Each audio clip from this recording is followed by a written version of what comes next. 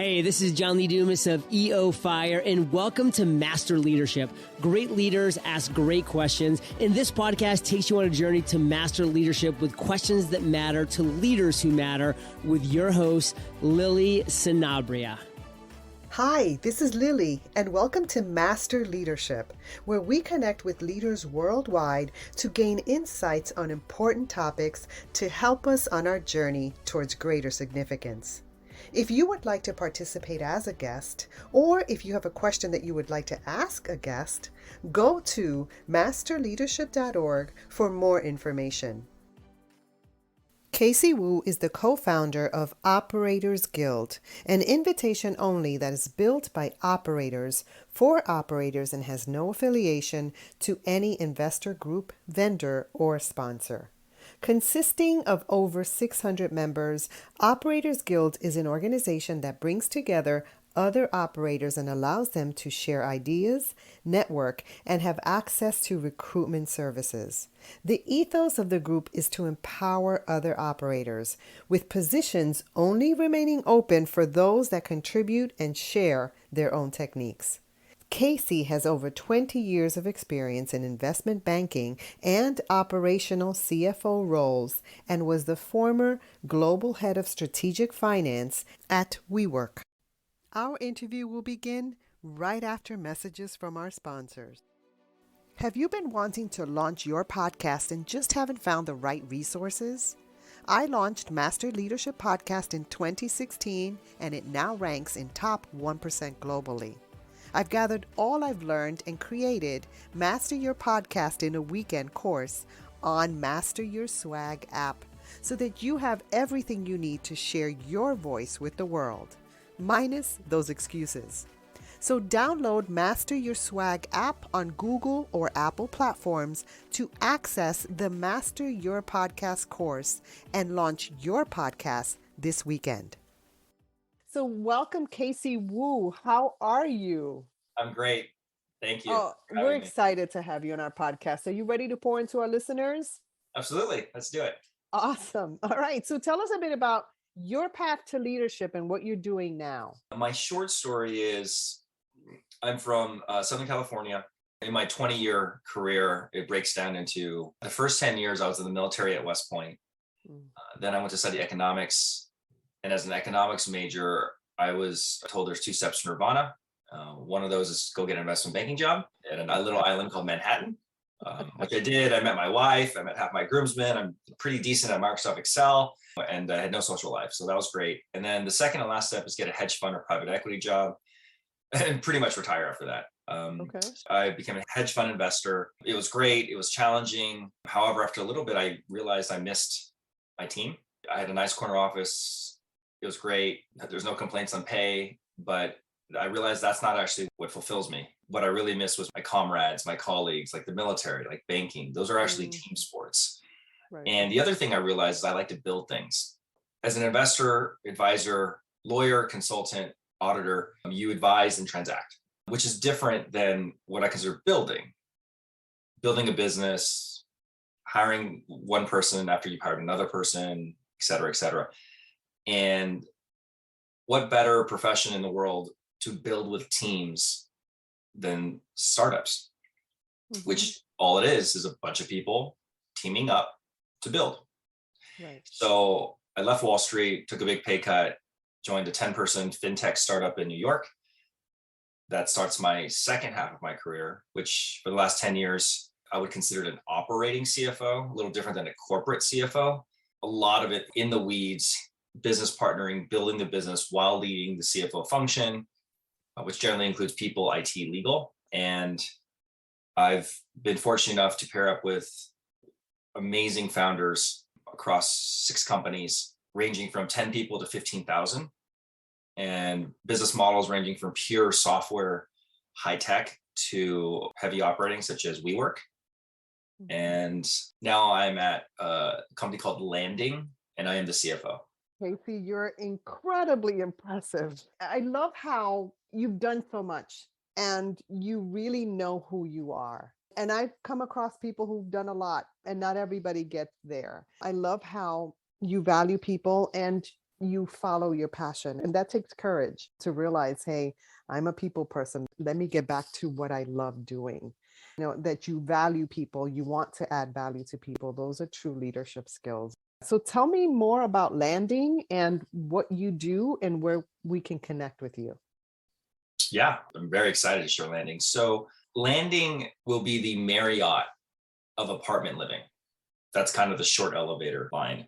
What I mean by that is when you think about apartment renting these days, it's Craigslist, apartments.com, horrible, miserable process, very fragmented. There is no brand. It's basically like a leasing office, right? You find a tall skyscraper or et cetera. And we feel there's a much better way to live and rent, or I should say, stop renting, start living. Oh, So one is the brand that consumers will love, like any of the hotel brands. right. The second thing is flexibility. So what we're really excited about is no different than what DoorDash or Uber, Airbnb has done. They've brought flexibility, convenience, on demand, and digital to the world, where it was transportation and taxis, where it was hotels / vacation rentals or food delivery. Why can't that happen for apartments or what I would call living? So once again, we are not short-term, 4-day corporate rental stays. We are for the person that's living in an apartment and wants an amazing home. So they're beautifully furnished, turnkey. You bring your wardrobe and toothbrush. Wow. So that's one. The second element is you can stay with this as little or as long as you like. So we basically rent post 30 days. But let's say you want to do 3 months in Austin, and then you say you want to do 9 months in New York. No problem. The days of this 12-month unfurnished lease, dealing with the landlord who's like, this is the way it's set up, and we think there's a better way. So we're committed to bringing this to market. It's been incredible, our growth. The demand has been off the charts. And we actually think COVID has pulled the future forward. So the mindset of people being able to be flexibly living, not having to buy a whole bunch of IKEA furniture and lug it around is really taking hold. And we're really excited. This is quite impressive. And it's interesting because I was just speaking to a friend of mine about this digital nomad kind of way of being that has grown tremendously. And this is actually really perfect. I am going to get on your website. What's your website? Yes, it's www.hellolanding.com. Hellolanding.com. All right. So clearly you are a lifelong learner. What are you learning right now, Casey?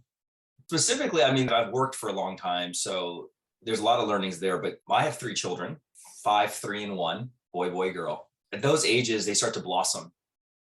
They start to be able to do a bunch of things. And so I'm learning a lot of how to be a dad. And, we're all busy and stuff, but how to make the most of your time with them. I always feel kind of guilty. Hey, they learned this new thing. What can I do with them to really capture that? So there's a little bit of obligation and, hey, what can I be doing better? At the same time, it's like, enjoy it. Don't overthink it. But it's really fun. But also there's like a very heavy responsibility, I feel. Yeah. Nothing primes our leadership like parenting. Right. Especially patience. That's what I've learned. The more kids you are, the more generally, the more patient you are. And wait till they become teenagers. Yeah, right. Yeah, I love it. I think I've learned, I tell you, nothing primes my leadership like my son. How many children? You have one kid? I have one, and he's 18 now. And congratulations. Thank you. Made it. And we've gone through the stages, and still there's so much to learn, and nobody sees you like they do. And so they're able to tell you stuff about yourself, which is really cool. Sometimes, it doesn't land as we expect or want it to, but it's fabulous. It is one of the most amazing blessings. It is. And so, yeah. Now, Casey, when you think of leadership today, what most concerns you and what are you most hopeful about? What concerns me the most? Mm-hmm. I feel in the tech world, in the Bay Area world, the world has moved toward now. Fast. I want it now. I want it convenient. You can see it in companies where, oh, you got to $1 billion in 2 years. I got it in 1 year. Translation, the idea of a long-term, enduring, well-built anything, I think is starting to give way to impatience, vanity, So what I like to say is, look at the biggest companies in the world. They're all long-term built businesses. Costco, American Express, Amazon is a great example that we follow. It might take a little longer, but if you do it right, it's kind of tortoise and the hare. Right. You will come out way ahead. And so the idea of compounding and building on something, staying with something, being loyal, it's hard. Hey, I can go to this company and make more. You know what? I don't like this. I'm going to go here. I can swipe left, swipe right. So the world is great because it's more digital and flexible and there's a lot of options. But with that, I think there's a challenge to not burn people out just because everyone's moving so fast. Mm-hmm. There's a challenge of speed over quality in everywhere, always. So that's, I think, the trend I'm seeing overall that I feel could index too much on speed over thoughtfulness, quality, and well-built enterprises. I'm just curious. I know that you mentioned you worked at WeWork. Mm-hmm. Is that where you learned most of what you're talking about now? No, I'm sadly very old. I've learned a lot. I mean, in 20 years, I've learned a ton at West Point. Mm-hmm. I learned a lot at Harvard. I mean, the contrast of those two undergrad experiences is very high. Right. The answer is you learn from everything. I mean, I actually learned the most at a company that I was kind of meant to turn around. It wasn't that famous. It had a lot of things that needed to get fixed. And I think a lot of leaders will tell you that's where you learn the most. It's when things are not perfect. And then, of course, when things are amazing and scaling, you learn a lot about what it takes to scale and what it looks like for growth. So the answer, the word learning is amazing because you can learn from breakups and you can learn from amazing relationships. You can learn from all. It is more interesting to me, the compounding, the learning. But more importantly, I encourage people when you learn to be diverse. It's kind of like when you work out, just don't work out only the arms, right? You have to be diverse. They call it muscle confusion, but in this sense is expose yourself to all sorts of different situations and people and stages and challenges. And that's where I think it's a very robust three-dimensional learning. I love how robust you are in your learning, and not everybody does that. And I think what blocks us a lot of times is fear. And so can you speak a little bit to that, how you encounter fear and move forward? First of all, I totally agree with you. To be honest, I suffer from that a lot, I think. Now, I definitely have made hard choices because I followed my passion, etc. I'd like to tell you I'm courageous, but really I think it's because if I'm not passionate about something, I'm worthless. Mm-hmm. So it kind of by definition, my nature will get me to where I'm interested in something as compared to, it was painful. It's just more like it's too painful not doing something I don't like. But you're absolutely right. So I have the accidental fortune of having co-founded the Operators Guild, which was a 9-person, call it a breakfast club or a mom's group, so to speak, for operators, CFO, COOs, when no one cared about us, essentially. It was all about engineers and VCs and salespeople. And now we're 600, nearly all word of mouth, just very organic organization. And I say this because I've learned through so many of my friends in that group, I've learned so much about their fears. And every time we come to a fork in the road, it's a soul search of some sort, especially in what we do. Do I go late stage, branded? Do I go not? Do I go to be a founder? I don't know. That's really risky because I could have a safe job here. All sorts of different fears. Absolutely. So in terms of, for me, I think to overcome that, one is starting to realize things are actually not as out of reach or complicated as you think. So one of the biggest learnings I've had being at, I think, over 10 organizations, all multiple stages, is a lot of misconceptions are when you look at a big company, mm-hmm. you think they've got everything together. You think they have all the perfect systems, they have geniuses running it. And then you actually get in and you realize, actually, there's basics. Oh, that's how they do that. Oh, they struggle like everyone else. Oh, they're in the whiteboard session. Wow. And then you realize, wait a minute, we can do this. So I think the first thing is thinking that you're far away. And then once you start to realize, Elon Musk says this, first principle, it's a problem, back into it. And once you start to do that a few times and you go, wait, I solved it, then it's solve a bigger problem. Then it's just, what do you want to do? Well, I want to be a founder. Well, why do you want to be a founder? Is it because you don't like a boss or because you want to solve a problem?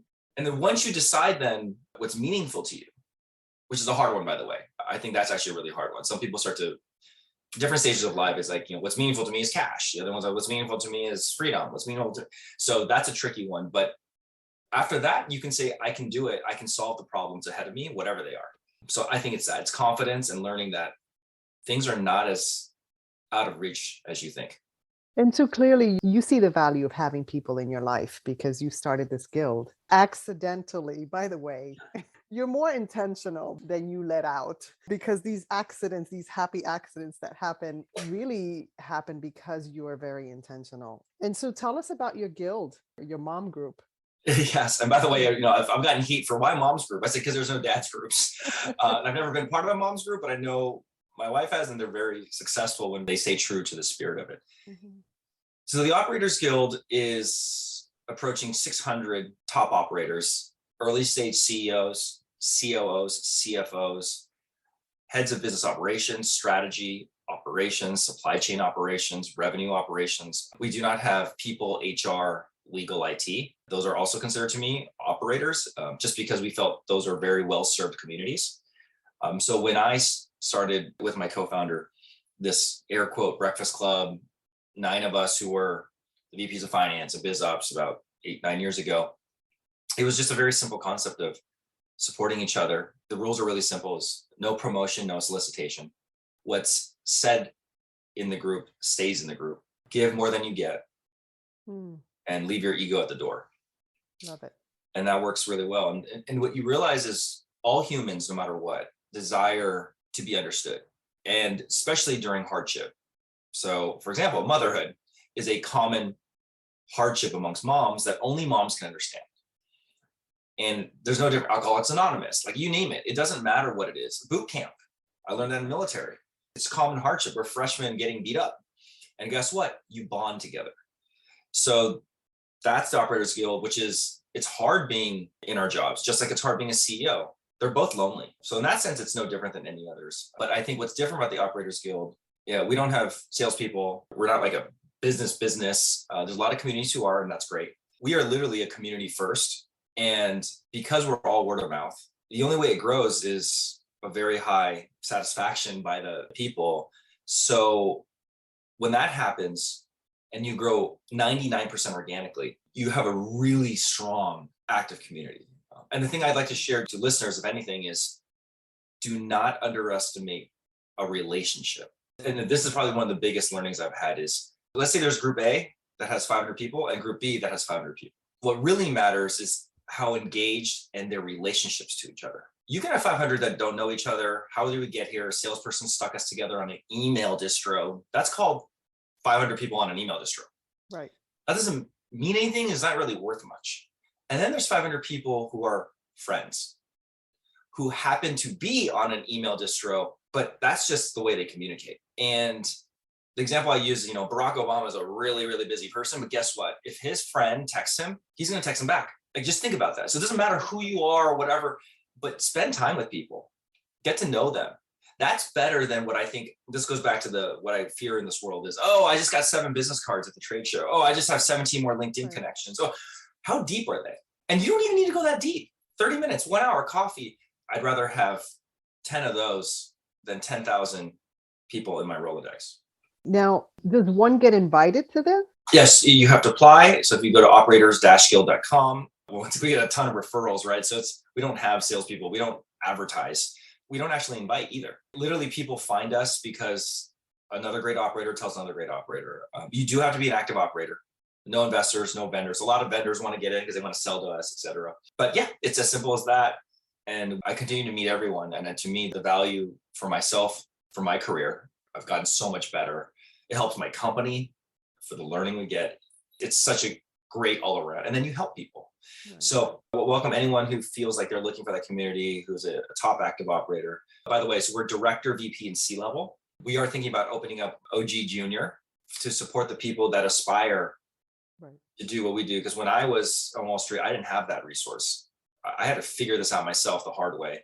I want to be able to have think of a school or a university where people can say, hey, I want to build businesses. How do I do that? We can mentor and help. It's a really weird world, right? There's no book written on it. Right. So I'm really excited about getting back and doing that. Well, thank you. And Casey, as I listen to your story, one of the things that comes up for me about you is your humility. And it's not surprising that you have so much wisdom because I believe that humility and wisdom go together. I value our conversation. I've learned so much already just in the short time that we're talking. That character trait of humility is one of the top leadership characters that make someone a good leader, a great leader. And so I wanted to share that with you, that it shines in you. Well, thank you. That's a huge compliment. Thank you so much. Yeah. My wife will differ, but yes, I'll take it. All right, so here you have a choice. You can take a question from a former guest, or you can share a challenge, a struggle, or mistakes that you've learned from. Oh, I definitely want the surprise. Okay, so Justin Franson wants to know, he's all about energy, right? He's all about physical energy and the importance of that. He wants to know, how does energy play a role in your leadership, your vitality, and abundance? Oh my gosh, this was meant for me. Well, if anyone knows me, in about 7 seconds, I was born, as my mom would say, skipping steps. I was born with a lot of energy, for better or worse. In fact, one of the things I have to work on is slow down, pause. My boss right now, Bill Smith, is amazing. He is articulate, succinct, calm as a cucumber. And so I learned a lot from him. I believe all superpowers have liabilities. So I'll talk about both that have helped me and I struggle with. The energy helps me connect with people. It's very authentic because that's just who I am. It's amazing for storytelling. And you realize storytelling can be used in sales, recruiting, communicating. But people feel the energy, they get engaged. And once again, all things go back to people. So that has been a blessing that I was born with. I just had that passion, and I think it can be contagious for people. It can rally a team. It can get people excited about something, but it's because it's genuine. And so in that sense, ironically, I actually think I'm a pretty decent salesperson, but I'm not a air quote salesperson, if that makes any sense. The other thing about energy is work takes calories, right? Like hard work. That's right. It's just, and so I have a lot of energy. I'm driven by a lot of adrenaline. By the end of the day, I feel like I'm not tired, but all of a sudden, the minute I stop, I collapse, right? So my energy helps me through a lot. It's almost like passion is my fuel. So that's that in terms of energy. In terms of side effects, it can be overwhelming for people. Yes. It can be intimidating for people. Yes. I can be too loud of a voice. I can come off as a bulldozer or aggressive. I can just talk too much and be annoying. The biggest lesson I learned is, sometimes you go too fast, you make mistakes, right? You're not thoughtful, you're not listening. So I've worked very hard on indexing on the other side because I don't think I'll ever have an issue with speeding up. Casey, I so appreciate how well you know yourself, how hard you've worked to know yourself, because that takes a lot of work. But when we do that as leaders, we bring a lot of value. I really appreciate all the nuggets that we're getting here. Absolutely. All right. So as a listener of this podcast, what's a question that you would like a future leadership guest to respond to? Like, what are you curious about? I guess it's a cheat. It's more than one question. The phrase, what are your strengths or weaknesses? I think it's more apt to say what energizes you. And so the question I would have is, what energizes you? And I mean something different than like, oh, what energizes me is being an investor, right? Or something. I'm looking for things like what I realized what energizes me is working with others. In college or growing up, you're thinking about being an engineer or be medicine, but they weren't telling you things like, are you a team sport person or an individual sport person? Is it more creative or rigid? So to this listeners, have you found what that is about you? If you have, congratulations. It's very hard to find. And then the second question is, are you doing that? Are you feeding that? And if not, why not? Because that's what I find is the biggest gift you can give someone, is helping them or making them think about, what actually energizes me is not, and describe their profession. It's actually, I'm most excited when I'm with people. I'm most excited when I'm moving around. I'm most excited when I'm not sitting in a chair. It's that type of stuff, not, I'm most excited when I'm a boss, or it's not like that. And once you find how you're wired, well, air quote, happiness can become a lot easier. So connected to your purpose and finding that. So it's a great question. We will certainly ask that of future guests. So thank you for contributing to our long list of amazing questions. Let me know what someone answers. That'd be great. Yes, absolutely. So Casey, is there anything else you'd like to share with our listeners? There's a lot of learnings that I would love to share with others. I think one is, I've already kind of mentioned it, but it was one of the biggest lessons I learned. And it comes down to, it's not just about the destination. In fact, I think the destination is a very small part of things. It's about how you get there. And so much of us think about some goal, right? We're goal oriented. And let me tell you, that's one thing, oh, well, Casey, like, you execute. And what I've learned is that's great, but there's many ways to get to your goals. And the punchline is, do it while helping others. Do it while being kind. That is success and learning. And at the end of the day, when you get to the goal, we've all gotten to goals, right? And it's weird. You get to the goal. What do? You think of a next goal, right? It's like, in 2 seconds, you're like, okay, but really it was all the lead up. So the deathbed question is, how was my journey? Because we're all going to know what the destination is at the end. And so make your journey as robust, interesting, get out there, and then let the outcomes be what they are. But 99% is the journey, 1% is the actual destination. Well, you've certainly energized me. Thank you so much for adding value to me and to our listeners. It's been great. Thank you. This is so much fun. In closing, here's a quick message. Coaching is the art of influence that underpins leadership in the 21st century. It is the very thing that can get you from being stuck to being extraordinary. So go to masterleadership.org and sign up to get a free coaching session. Until next time, continue to ignite that leader in you.